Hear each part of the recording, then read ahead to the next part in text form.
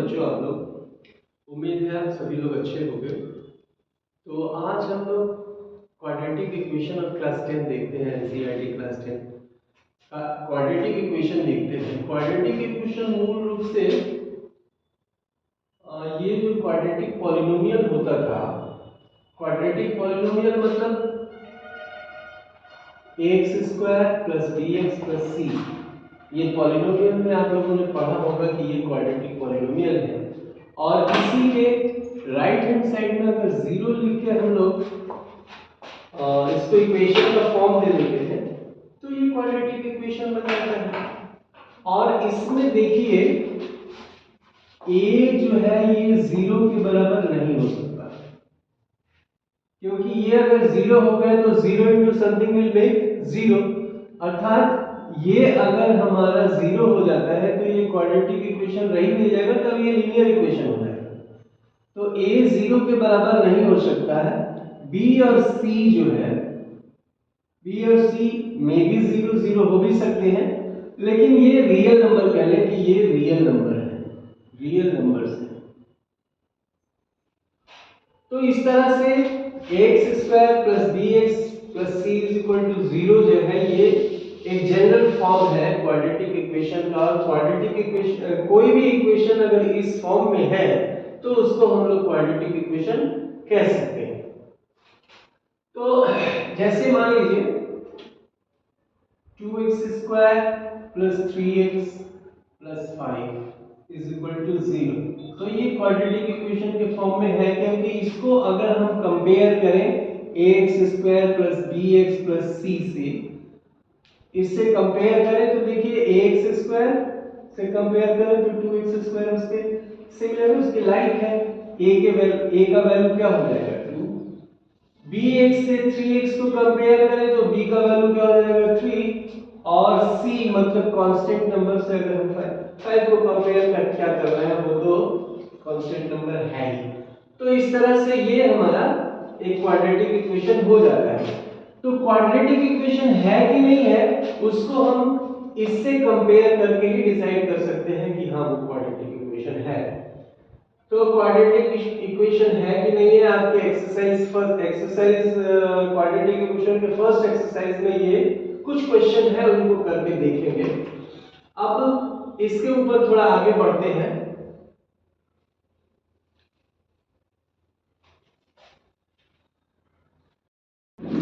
तो देखिए quadratic equation बना के हम इस तरह के क्वेश्चनों को सॉल्व कर सकते हैं, मतलब इस तरह के वर्ड प्रॉब्लम्स को हम सॉल्व कर सकते हैं। जैसे ये प्रॉब्लम है, कहता है a cottage industry produces a certain number of toys in a day, मतलब एक लघु उद्योग है, एक दिन में कुछ खिलौने बनाती है। The cost of production of each toy was found to be 55 minus the number of toys produced in a day। कहता है कि एक टॉय, प्रत्येक खिलौने का दाम जो है वो एक दिन में तैयार किए गए खिलौने से 55 रुपए कम है। 55 में से उस दिन बनाए गए खिलौनों की संख्या कम कर देंगे तो एक टॉय का हमको दाम मालूम है। तो कहते हैं पर्टिकुलर डे में the total cost of production was 750। एक विशेष दिन को जो खिलौने बने उन सारे खिलौनों का दाम है 750 रुपया। तो कहते हैं हम लोग उस दिन बने हुए खिलौनों की संख्या फाइंड आउट करना चाहते हैं, तो कैसे? तो मान लेते हैं let the number of toys produced on that particular day।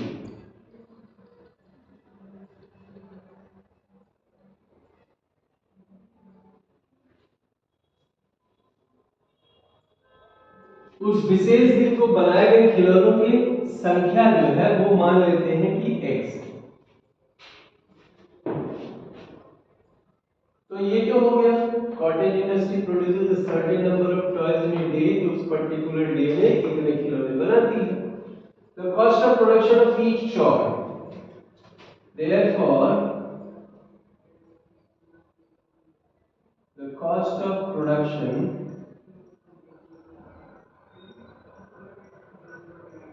of each toy, प्रत्येक खिलौने का कॉस्ट क्या है 55 minus the number of toys produced in a, तो नंबर ऑफ टॉयज कितना प्रोड्यूस हुआ है x, तो इतना रुपया हो गया एक खिलौने का बना हुआ, एक बने हुए खिलौने का कॉस्ट। अब देखो इसको हम कहते हैं कि एक दिन में जितने खिलौने बने हैं सारे खिलौनों का दाम 750 रुपए है, तो एक दिन में बने हुए खिलौनों की संख्या कितनी है x, और एक खिलौने का दाम कितना है 55 माइनस x, तो number of toys into number of cost of one toy will be the total cost, तो टोटल कॉस्ट क्या है 750। अब इसको मल्टीप्लाई करते हैं, this will become 55x minus x square is equal to 750। इसको सही से लिखते हैं minus x square plus 55x और माइनस 750। सही से लिखने का मतलब कि x के डिक्रीजिंग पावर में लिखा पहले एक्स स्क्वायर उसके बाद एक्स।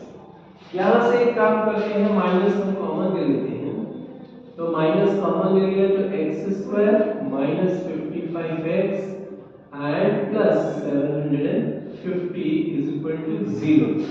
ये माइनस कॉमन लेने का मतलब -1 उसमें से कॉमन लिया हमने, और -1 दोनों तरफ अगर मल्टीप्लाई करते हैं या -1 को उधर ले जाए तो -1 उधर अगर जाएगा तो 0 से डिवाइड होगा, और 0 से डिवाइड होने के बाद वो भी 0 हो जाएगा, क्योंकि 0 को किसी चीज से डिवाइड करते हैं तो 0 हो जाता है। तो ये क्वाड्रेटिक इक्वेशन हमको मिला। अब हालांकि हमको खाली ये निकालना था कि क्वाड्रेटिक इक्वेशन इससे हम कैसे निकाल सकते हैं, यहाँ ये भी बोला है कि हम लोग कितने टॉयज प्रोड्यूस हुए वो भी बताएं, तो कितने टॉयज प्रोड्यूस हुए वो बताने के लिए यहाँ एक्स स्क्वायर का कोएफिशिएंट क्या है 1 और ये है 750, कांस्टेंट टर्म जो है 750, दोनों को मल्टीप्लाई कर देते हैं, तो कर देने के बाद हमको 750 मिलता है, और 750 का हम अगर फैक्टर निकालते हैं तो 30 एंड 25 ऐसे दो फैक्टर मिलते हैं, इनको मल्टीप्लाई करने पे 750 तो मिलेंगे, और इनको ऐड करने पर या सब्ट्रैक्ट करने पर हमको ये बीच वाला कोएफिशिएंट मिल जाना चाहिए व्हिच इज 55। तो 30 और 25 से हमको मिल भी जाता है। तो चलिए इसको देखते हैं। अभी तो हम वैसे ही निकाल लेते हैं, इसको फाइंड आउट कर देते हैं, लेकिन आप लोगों को अभी इसके बारे में कैसे निकाला जाता है वो एक्सप्लेन नहीं करेंगे, क्योंकि फिर आपको इसके 2 चैप्टर के बाद आपको पढ़ना ही है, तो वहां पे एक्सप्लेन करेंगे। तो ये हो गया एक्स स्क्वायर। अब ये 30 और 25 दोनों को ऐड करना, और यहाँ माइनस चाहिए, तो 30x माइनस 25x और प्लस 750 इज इक्वल टू 0। यहाँ से x कॉमन ले लिया तो x माइनस 30, और यहाँ से 25 कॉमन ले लिया तो x माइनस 30 ये भी हो गया इज इक्वल टू 0। अब ये दोनों टर्मों में से x माइनस 30 हमने कॉमन ले लिया, तो ये यहाँ से कॉमन गया x, यहाँ से ये कॉमन गया माइनस 25 इज इक्वल टू 0। तो x, अब दो का प्रोडक्ट अगर 0 है तो या तो ये पहला टर्म 0 रहा होगा या तो x माइनस 25 0 रहा होगा। तो यहाँ से x इज इक्वल टू 30 आ गया, और यहाँ पर x इज इक्वल टू 25। इसका मतलब कि the number of toys produced on that day is either 30 or 25. Sure, this is how we solve the question. We make the quadratic equation and solve the question. We will go further now. Exercise 4.1 का कुछ question करते हैं और देखते हैं, समझते हैं। तो पहला क्वेश्चन है check whether the following are quadratic equation. हमें ये देखना है कि ये क्वाड्रेटिक इक्वेशन है कि नहीं है। इसको हम ऐसे नहीं कह सकते कि ये क्वाड्रेटिक इक्वेशन है या नहीं है। इसको हमें पहले एकदम ax square plus bx plus c के फॉर्म में लाने की कोशिश करना पड़ेगा, तभी हम डिसाइड कर सकते हैं कि ये क्वाड्रेटिक इक्वेशन है या नहीं है। तो इसको हम पहले क्या करते हैं, a प्लस b के होल स्क्वायर के फॉर्मूले से तोड़ देते हैं। तो a square plus 2 into a into b plus b का स्क्वायर, ये मल्टीप्लाई कर दिए 2x minus 6, this became x square plus 2x plus 1 का square 1 is equal to 2x minus 6। अब सबको एक तरफ ट्रांसफॉर्म करते हैं, ये x स्क्वायर प्लस 2x, ये 2x इधर आया माइनस 2x और ये 6 इधर आया तो plus 6 is equal to 0। x square ये हमारा कट गया टर्म और यहाँ आ गया 7 इज इक्वल टू 0। अब ये हम comparing it with the standard form of quadratic equation ax square plus bx plus c is equal to 0। x square का कोफिशिएंट 1, यहाँ x स्क्वायर है कोफिशिएंट 1 है, ठीक है। bx वाला टर्म यहाँ है नहीं, लेकिन इसको हम ऐसे भी लिख सकते हैं x square plus 0 into x plus 7 is equal to 0। तो x का जो कोफिशिएंट है वो 0 है, मतलब b is equal to 0, c की जगह पे 7 है। तो ये जो इक्वेशन है ये ax square plus bx plus c अर्थात स्टैंडर्ड क्वाड्रेटिक इक्वेशन के फॉर्म में है, इसलिए हम लिख सकते हैं कि ये क्वाड्रेटिक इक्वेशन है। It is in form of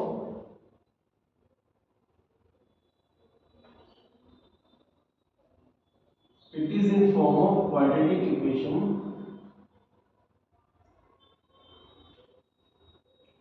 therefore it is quadratic equation।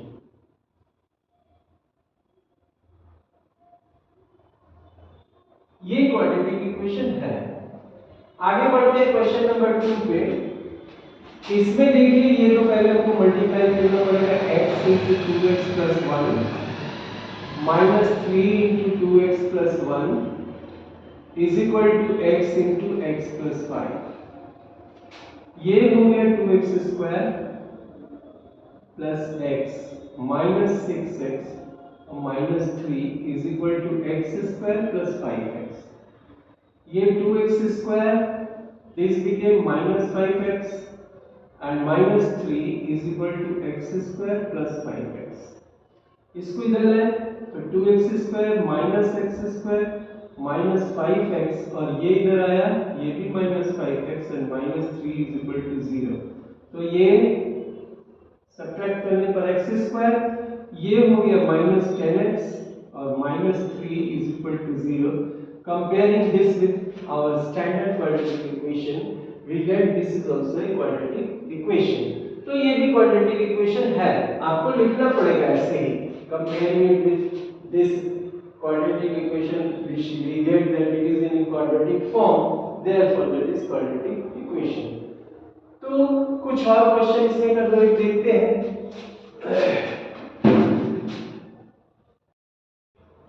तो ये अगले दो क्वेश्चन हमने लिए हैं आपके उसी एक्सरसाइज 4.1 एनसीईआरटी बुक पे। इनको देखते हैं ये क्वाड्रेटिक इक्वेशन है या नहीं। तो ये x plus 2 का whole cube is equal to 2x into x square minus 1 है। तो a plus b के होल क्यूब के फॉर्म से इसको पहले तोड़ते हैं। तो a cube plus 3 into a square into b plus 3a into b का स्क्वायर प्लस b का क्यूब इज इक्वल टू ये मल्टीप्लाई करेंगे तो 2x क्यूब और माइनस 2x, ये हो गया x क्यूब, ये हो गया प्लस 6x स्क्वायर और ये हो गया 2 2 4 4 3 12x। Plus 8 is equal to 2x cube minus 2x। ये x क्यूब इसको इधर लाइए माइनस 2x क्यूब और plus 6x square plus 12x, ये इधर आएगा plus 2x plus 8 is equal to 0।